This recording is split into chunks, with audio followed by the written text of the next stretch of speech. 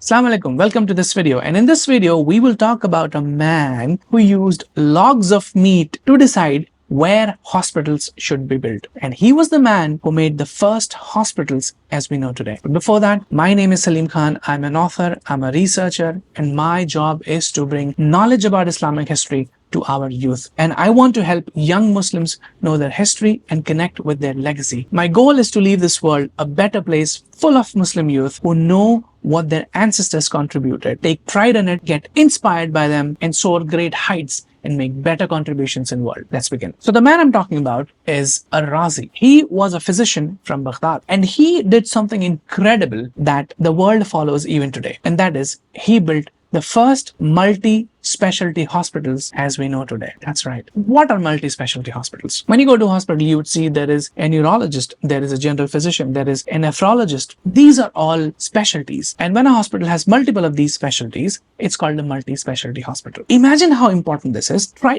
to understand the gravity and the magnitude of this achievement. He did not build a hospital with a single specialty. He built hospitals where there were physicians, where there were surgeons, where there were psychiatric wards, all of this under one building. That is why I say the first hospitals were built by a Razi. And here is the story of how he chose the place to build those hospitals. What he would do is, but before that, there's another thing that he did, which was also the first, but I'll talk about that after I tell you the story. So the way he chose how to build hospitals is he would go around different parts of the cities and hang a log of meat or a piece of meat somewhere. He would repeat this wherever he went, and he would constantly keep checking how much has the meat rotten over the course of next few days. And wherever the meat was the most fresh, or should I say the least rotten, that is the place he chose to build hospitals. Amazing, isn't it? What was the logic behind it? The logic was he wanted to see how fresh the air is so the wounded patients would survive longer. The wounds will not fester, and he would be able to treat these wounds more effectively. Understand, back in the day, there were a lot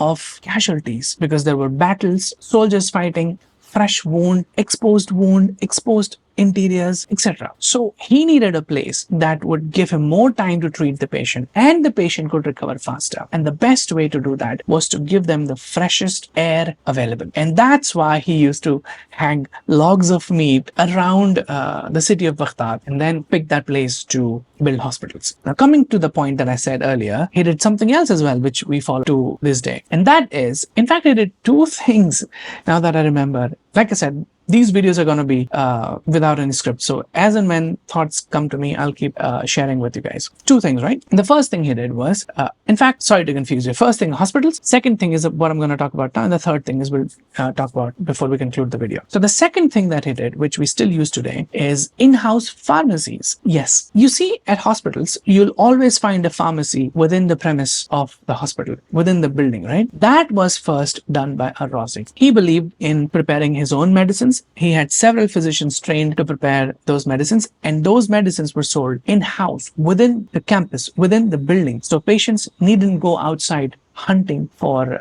medicines. And he very staunchly opposed these charlatans who would portray themselves as doctors but were nothing but cheats who would deceive people into believing that they were selling medicines. He believed it comes through scholarly approach. He believes it comes through studies. He believed it comes through research. And that's what brings me to the third thing that he did. And that was he qualified people before hiring them. And the process of qualification is similar to what we experience now. And that is an entrance exam. Yes, it was a Razi who first set up an entrance exam. You needed to qualify through that entrance exam in order to become a physician in his hospital. And he did that over 1,000 years ago. Imagine being ahead of time. And yet, why don't we talk about him? Again, Latinization maybe of names, but I don't believe that's the only thing. I believe that we have not done a good job of relaying this information to our youth. Our ancestors did not do a good job of telling us what our legacy was. And final thing before I leave you, and this is a beautiful food for thought. Like I said, it was a multi-specialty hospital campus that he built, and he built several of these in Baghdad. But the education for these physicians did not